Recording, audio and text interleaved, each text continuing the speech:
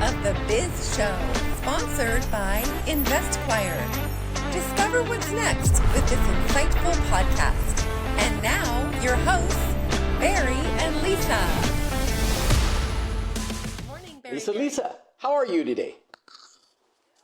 I'm good. Just coming off a birthday week. A couple girlfriends had birthdays, and we went I was going to say, wait, yours is in out July. celebrating. I know, not mine. I'm not ready for mine. Neither am I. So much more fun to celebrate Of other course. Of course it is. Well, So answers, and we don't have to have a birthday yet. can we just skip this year's birthday? I know. Then we could stay the same We age. could, definitely so. Well, let's wrap it up, huh? Oh, shall we get started? Wrap up. All we got for you guys today. Yeah, that's all we got. See ya. Hope you learned something. Lisa and I don't like birthdays anymore. They learned when our birthdays are. Well, welcome back, everyone, to season 4, episode 16. We're over halfway now.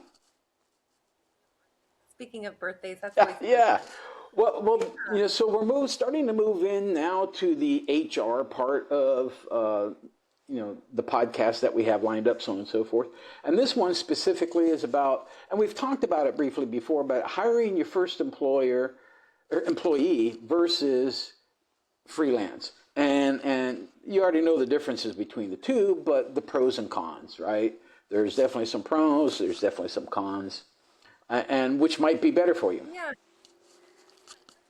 Yeah, it's such a big decision. I mean, a lot of people like to have hands-on, and so they're, looking at it like, oh, if I don't have an employee, then I don't have control over what's happening. But there's some successful ways to do that and choose the right one. Right, exactly. And I think really it all boils down to you, right? And how you manage the situation or how you manage the process. But, in defining the two, pretty self-explanatory, right? As an employee, right, it's a full-time or a part-time employee. They're on your payroll. You're paying them. You're paying taxes on them. You're paying health care, whatever the case might be. They might be salaried. They might be hourly.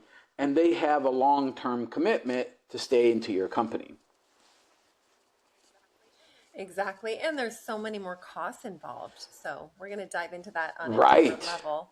But founders, they don't even realize that they have a third option. It's not just hiring an employee, but it's also about using freelancers strategically. And you can have more than one, whereas maybe you're just able to afford one employee because of all the overhead involved. But maybe you can get maybe one or maybe 2 or 3 freelancers. Well, yeah,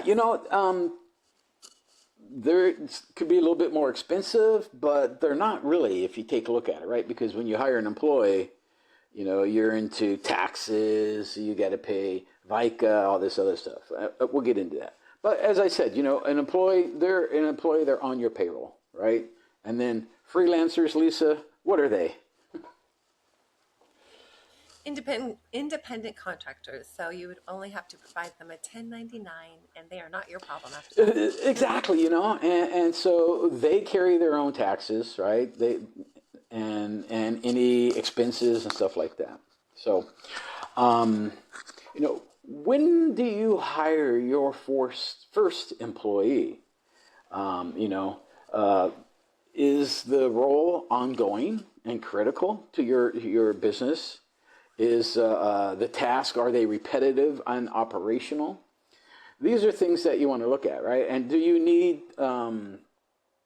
control over them? And that's a big thing, right? And that's part of an IRS thing now, too, to defining whether a 1099 is an employee or a contractor. Is if you control their schedule, they're an employee. As far as IRS is concerned, they are not a 1099 contractor. Yes, I have a girlfriend going through a lawsuit right now, actually with her employer, because she was not allowed to take any time off, and so therefore they were paying her like a 1099 to avoid all those, taxes and payroll expenses. And now she's like, well, I was an employee because you set my hours and you gave me a schedule, and I couldn't take days off during the week. And an independent contractor, they can make their own schedule as long as they get the work done that they're hired to do. You guys work at your own pace and your own hours. Exactly. So Whether you want to work at 3 in the morning or you want to work at 3 in the afternoon, that is, as a contractor, is completely up to you. As long, so typically as a contractor, you're hiring them for a specific goal, right? And then you don't manage that process. you could be working poolside at the Marriott in Kauai, like I do. Nobody's telling you that you have to be anywhere at a certain This time. is So as long as you get this the is true. clock Both done. you and I, right? I'm here at the house doing stuff. I could be at Starbucks doing something or whatever the case might be. A lot of times I have my cell phone, my tablet, my laptop with me. Maybe, maybe not, but nonetheless, wherever we're at, we can work. And both ways or both methods will definitely impact your growth, right? And your culture and your burn rate. So you do want to make good decisions on both fronts. And so we're going to talk about the two different Yeah, paths. yeah, definitely. Well, so again, an employee typically is somebody you have control over. You setting their schedule for them, right? And making sure that the operational things and the admin things get done. So operations, customer service, could be that, could be some type of a sales role capacity. I know a lot of salespeople work as 1099 contractors or 100% commission, if you will, for a company. Yeah. So things like that, right? Yeah, it's like what more of a long-term commitment. Now you're committed to having this employee on your staff, to training them, to giving them the office policies and rules, and they also have to get along with others, right? Because you'll probably be working more closely with the entire company and staff and team and management. Freelancers, on the other hand, like I said, they're working from different locations remotely. They make their own schedule. They're externally outside of the company. They're a different type of a resource that are not tied to anybody in the company other than you and that specific project because it's very project based. It can be a dedication to amount of hours that you're asking them to do for you in terms of how you pay them. But they're not on any payroll. They're not going to be on your bookkeeping as a payroll expense when you turn in your profit and loss to your CPA. And the engagement is very flexible. So you're going to actually, as the founder, going to have to learn the way that they are going to operate for you and how accessible they are to you. And that could be part of the decision making process, whether or not you like to work under that type of a, like Barry said, if you need more control over somebody's schedule, then that would not be ideal for Yeah, you. it's all about when you first work with a freelancer, and we're going to jump into that next here. But it's about negotiating that contract, right? And what is expected, when is it expected, and how it is expected. So let's talk about that. When should you use a freelancer? And it's pretty simple. I think self-explanatory. But basically, if it's a project, right? You have a project, and I've used freelancers a lot back in the day, and I have a proposal that we won, and now I need somebody with a specific skill set to go in and do something. So I might find a 1099 freelancer that's got that skill set, hire them. Here's what I need you to do. I need you to go in, maybe it's a switch or a router or a firewall, and I need you to build this. And then that's that. They're done. They Yeah. go in, they build it. Good. I pay them, and they're out. Simple. So again, and so that's project based. It's also specializes a very specific skill set that they have that you or your employees don't have, and then it's sporadic, right? It's not constant. You'll have them do this, you'll have them do that, so on and so forth. When I first started and I got my teaching credentials, before after I got my teaching credentials, I actually worked for a couple temp agencies, one called Snelling and Snelling, way back in the 90s. And, and they actually were sending me on a regular basis, but the different, one day I'd be at NBC, the next day I'd be at CBS, the next day I'd be at Universal Studios. This is down in Los Angeles area. And then Nestle. So every day I had a different place to be. And then they picked up a contract for the DMV. And I started going to all the DMVs across California doing training. But, whereas it was the same thing, it was different in different locations every single time. So, Hmm. Yeah. so anyways, yeah, go. Okay. Some examples would be, I mean, definitely in marketing, you don't necessarily need to hire a full-time staff on marketing. Sometimes you could just freelance that work out to people that are very specialized. Like Barry said, you're going to hire somebody that's specialized in that um, Yeah, niche. So that would be an example of a freelancer. Freelancers are really ideal for testing out the function. So maybe you don't have to incur the expense of a full-time employee in that specialized field. And so you could test it out just by hiring them for that specific project or for a certain amount of hours per yeah, week or whatnot, before you have to hire them on internally. And so they could fill in those little gaps where maybe you can't wear that hat, you don't have enough hours in your day to fulfill that area of your business. And so you're really needing somebody to take that over for you. So you could fill that skill gap with somebody that's a freelancer. And then you're able to scale without any long-term commitment and without any additional overhead of payroll taxes, insurance, workers' comp, and all of that. And so they allow you to stay focused and then lean on them while you're growing. So then it's kind of like a more of a give and take rather than you're constantly having to, support an employee and all that brings to the table. yeah. All good points, Lisa. Definitely. They, this is it's something that brand new founders and owners, they don't really know, and moving with a freelancer instead of an employee is a cheaper way to go because again it's just as needed, right? But what are the pros and cons, right? So there are pros and cons of hiring an employee, right? And so the consistency, right? We just talked about that, the availability. uh, they have that deep skill set that you need to get the job done, and that's going to be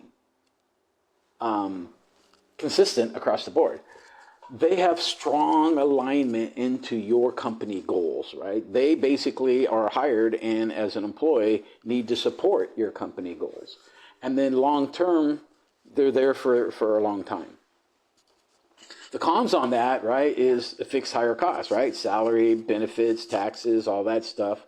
Uh, it is a long-term commitment. So when you hire somebody, you can't have them work this week and then not work next week and then work the next week, right? You got some consistency in there. But here's some other things too that people don't really think about. We've had a few podcasts in the past about that. We have a couple more coming up. Interviewing, right? The whole process of interviewing an employee and things like that. When you interview them, there are certain legal things that bind you that you cannot say, you cannot ask when you're interviewing an employee. When you're working with a freelancer, it's fair game. You can ask whatever you want. So, Right. um, Yeah.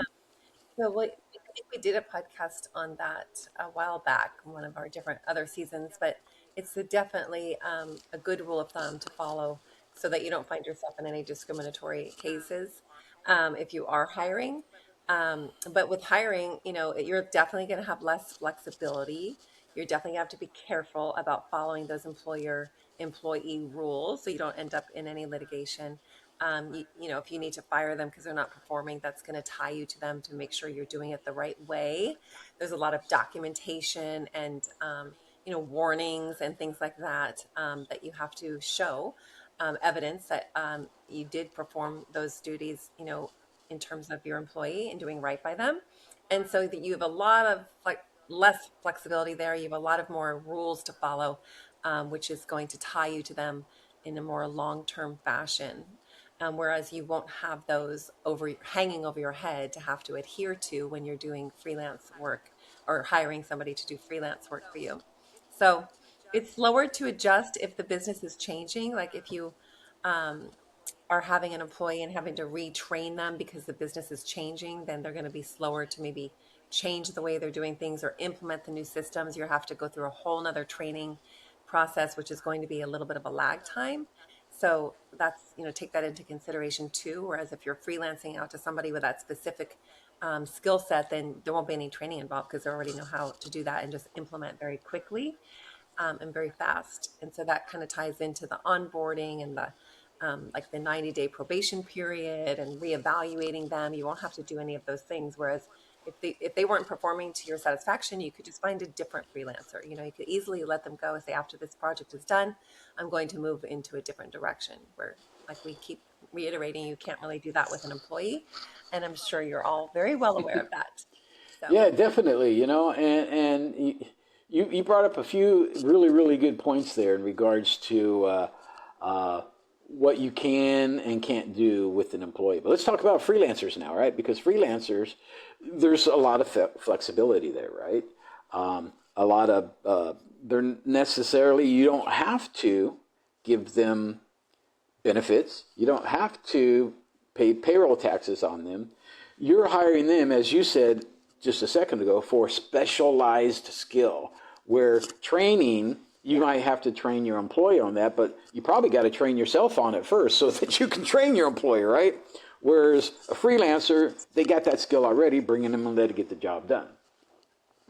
And then, on that, there's not really any onboarding for them per se because you don't need all their history and their information and stuff like that. Basically, all you're going to need is their name, their EIN, their social security number, and then their bank account.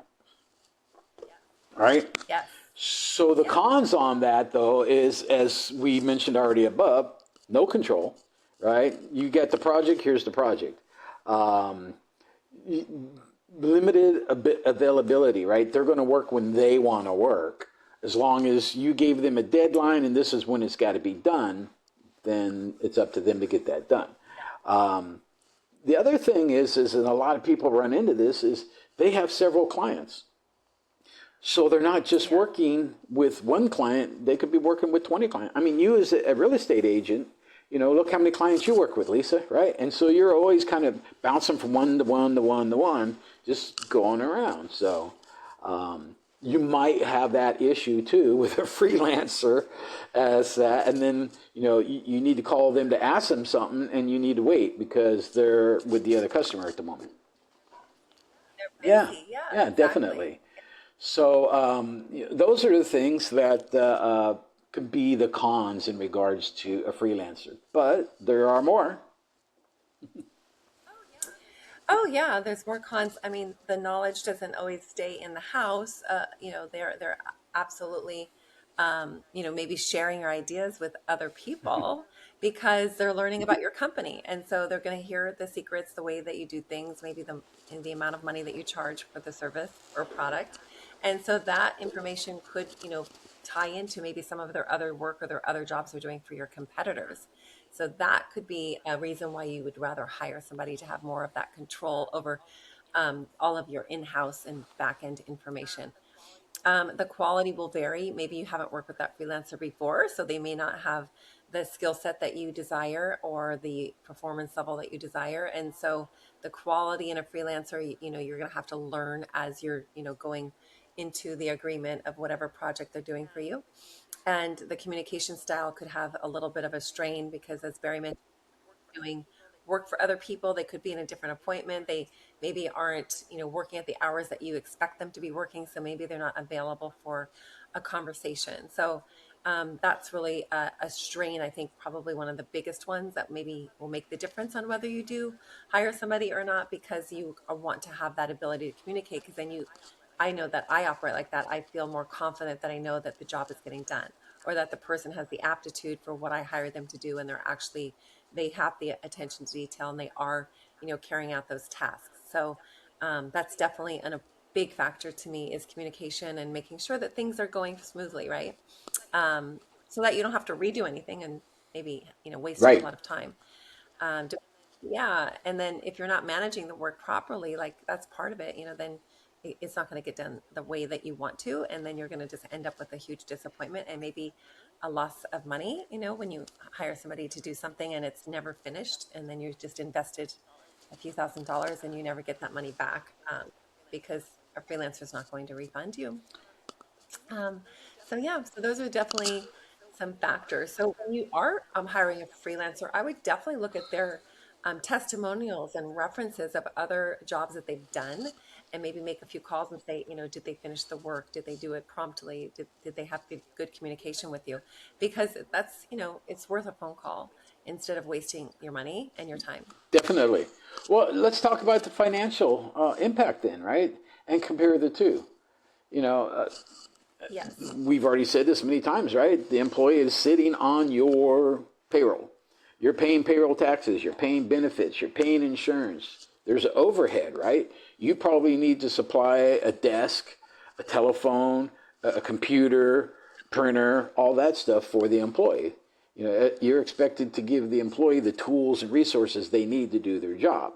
They're not bringing their own personal computer to work, right? So Right. those are the things. So typically, here's the deal: if you pay your employee, say $10 an hour, and it's funny because I had to learn this the hard way back at GE. But if you pay your employee, I'm just throwing a number out there, $10 an hour. That employee actually cost you $25 an hour. It's 1.5 times more than what you're currently paying for everything that goes along with that, right? Um, Freelancers, on the other hand, Lisa, what do you got there? Oh gosh, well, I know that there's so many employees, or should I say employers that I know and business owners I know that say that their employees are just milking them. Like it takes them like a week to get one simple task done, and they just feel like they're just spending the money out for nothing to ever get accomplished. So because employees know they're on an hourly, they're like, well, I'm just going to take a, um, to get anything done. But anyway, so freelancer costs are basically hourly or project based with no benefits. You don't owe them any medical insurance or vacation time, and they're not a long term liability. But sometimes you could see some higher hourly rates. But again, you want to compare that to all of the expenses you have as an employer with regards to payroll taxes and insurance on your employee. So that may be a total wash, or you may end up saving money even though their rates are higher. Um, and there's less continuity, and so there's going to be like maybe some bumps in the road or some, you know, um, you may have to get a different freelancer, and then you'll be investing in time to find somebody Yeah, else. there's a couple of frameworks and models that I've used in the past that seem to work pretty well for me. And the one I like best is a hybrid model in the fact that I will always hire a freelancer first, right? Because Yeah. that way I get to know them, I get to know what skills they actually do have, and then how we work together. And then if that goes well, then I'll talk to them about coming on board as a full-time employee, right? Yes. So I really like that model, right? Because you start with a freelancer, you are validating their skills, and also not only validating the skills, but you're also validating the project that the project actually needs this, and then all the operational clarity about that. Yes. Oops.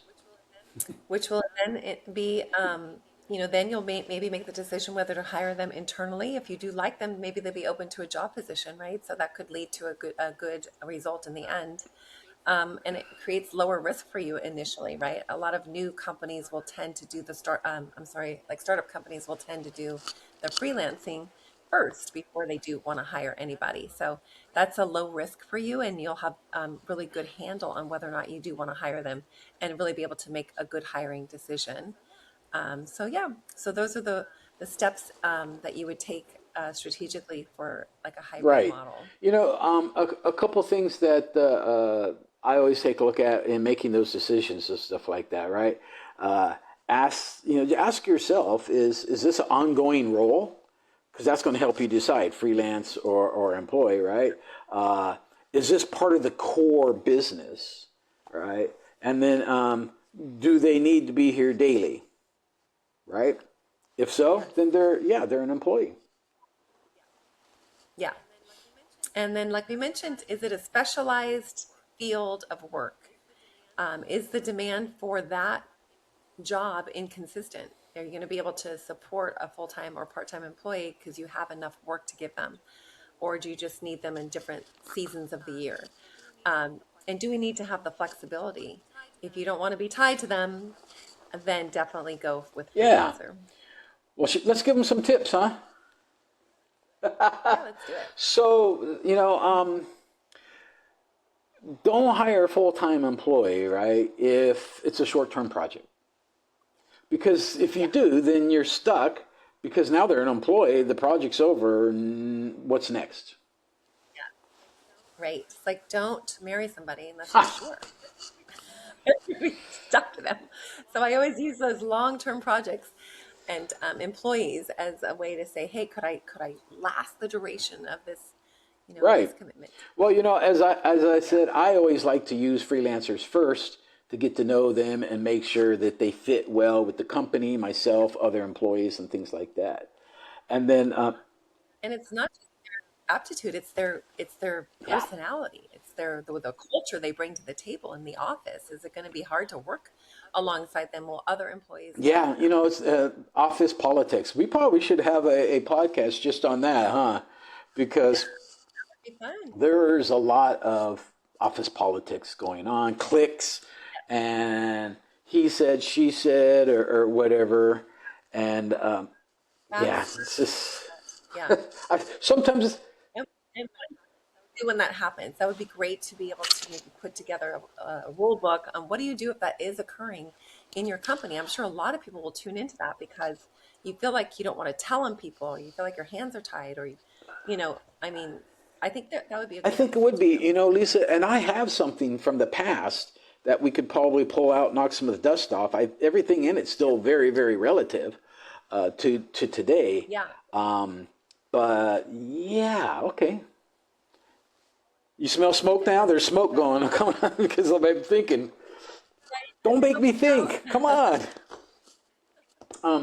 Yeah. So, anyways, hire employees if things are going to be predictable and long term. That's pro tip number Yes, 3. there you go. Yeah, number 4 is document processes before you hire. So make sure you have a clear mindset before you hire somebody and you're able to, train Yeah. them properly. Use freelancers to build systems and then internalize those systems so that you are ready for your employee. And pro tip number 6, always calculate the total cost of your investment, not just the salary or the specific rate that you're being charged by the freelancer. So just look at the whole picture. We always say know your numbers, and that comes into play even when you're dealing with freelancers. It may look good at the surface, but really dig in deep so that you're making a good financial decision for your Yes, company. yes. And then the 5 things to avoid, right, is don't hire an employee too early, right? So again, if you go with a freelancer, you can minimize what you're going to pay. And then, hiring a full-time employee for inconsistent work, don't do that either, right? Yeah, and don't choose based on the cost alone, like I Yep. just mentioned. That could be smoke and mirrors, right? And then failing to define your roles clearly would be another thing to avoid because even with employees, you could still be making that mistake with a freelancer. They may not understand the project. You may not know, you may not be communicating it properly to them. So just make sure that you're defining that clearly, maybe put things in writing, have them agree to it. Maybe they offer a different mindset on it. And maybe there's, some ways that they can complement the way you're doing something, right? You could always learn from people. So the freelancer may be able to help you define that and maybe add some value. And then don't ignore long-term impact of your hiring decisions because that is a huge one. Like I said, you're tied to them, you're married to them, you're in bed with them, you're having to follow rules, and you're under the eyes of the client. Yes, yes, definitely. Every state is different. And I've always told all of our clients, if you follow the rules for the state of California, you Yeah. will be good in every single state. Because California has the Yeah. hardest and the most stringent labor laws. I mean, just like tenant landlord, really. I mean, the tenants have all the rights. Well, it's the same thing with employees, employers. So think of it like that because employees have more rights. I mean, you really Yeah, are yeah, they impacted. are. It's funny because the differences, right? In California, minimum wage is $20 an hour. In South Carolina, minimum Yeah. wage $7.50. There's a lot more to protect with the higher rate. So that's just one thing, though, right? And in California, employees get a 90-day at will hire, right? So you as an employer, you can terminate an employee within the first 90 days probation period for no reason. After that, you better have a legally binding reason to let them go. Yeah, exactly. And it becomes, more difficult to let them go. So, yeah, the right structure at the right time can accelerate growth in your company without increasing risk. So, that could be very beneficial to have a very good freelancer that you're working well together with them without all of that risk. And that could help your company grow without taking on all the added stress and Yeah, financial it pressure. definitely should be a strategic decision on the owner's side, whether they go one way or the other. Right? Way. All right. Yes, That's a great. wrap, huh? That's a wrap on freelancers versus Another one employees. down. Episode Yes. 16. All right, guys.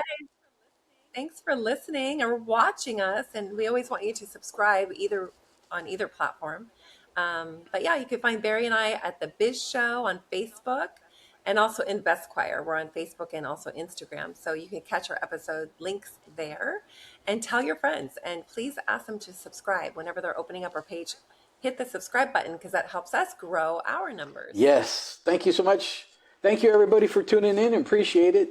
Have a great day. Thanks. Make it a great one. And what do you Go do out and make this some weekend? money. Bye, guys. Thank you all for listening to the Biz Show podcast. Subscribe to stay updated and follow Barry and Lisa on Facebook at The Biz Show. Share your comments or suggest business topics that you'd like to hear. Thank you all for listening. Bye.